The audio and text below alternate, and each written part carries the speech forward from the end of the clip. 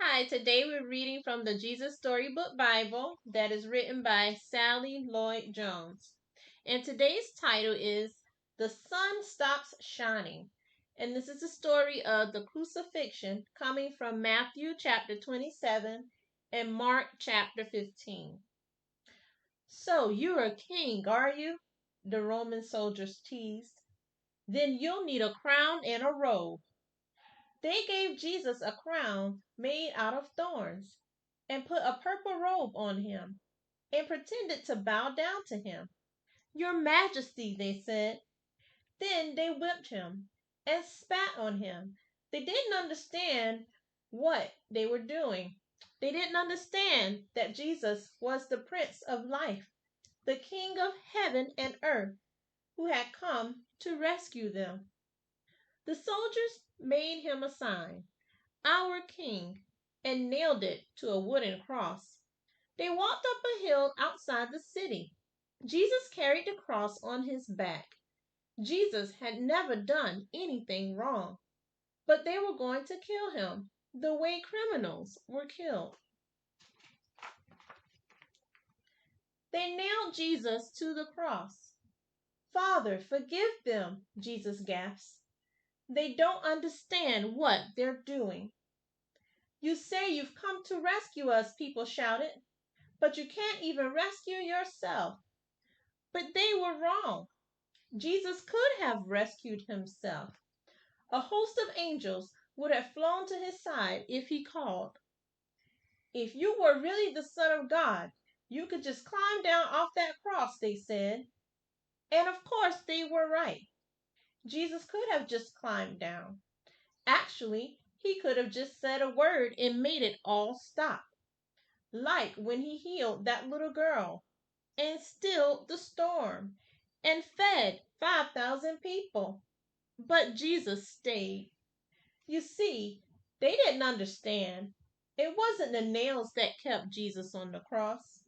It was his love. "Father," Jesus cried, frantically searching the sky. "Father, where are you? Don't leave me." And for the first time and the last, when he spoke, nothing happened. Just a horrible, endless silence. God didn't answer. He turned away from his son. Tears rolled down Jesus' face, the face of the one who would wipe away every tear from every eye. Even though it was midday, a dreadful darkness covered the face of the world. The sun could not shine. The earth trembled and quaked. The great mountains shook. Rocks split in two, until it seemed that the whole world would break, that creation itself would tear apart. The full force of the storm of God's fierce anger at sin was coming down on his own son instead of his people. It was the only way God could destroy sin and not destroy his children whose hearts were filled with sin. Then Jesus shouted out in a loud voice, "It is finished." And it was. He had done it. Jesus had rescued the whole world. "Father," Jesus cried, "I give you my life." And with a great sigh, he let himself die. Strange clouds and shadows filled the sky, purple, orange, black, like a bruise. Jesus' friends gently carried Jesus' body. They laid Jesus in a tomb carved out of rock. How could Jesus die? What had gone wrong? What did it mean?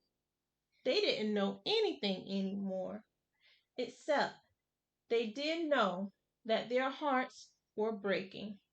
The end. So I want to point out that Jesus died and suffered on the cross for our sins so that we may have everlasting life in heaven. And just wanted to let you know that there's no greater love than the love of Jesus. So go back and read this story for yourself in Matthew chapter 27 and Mark chapter 15. Have a blessed day and enjoy your week.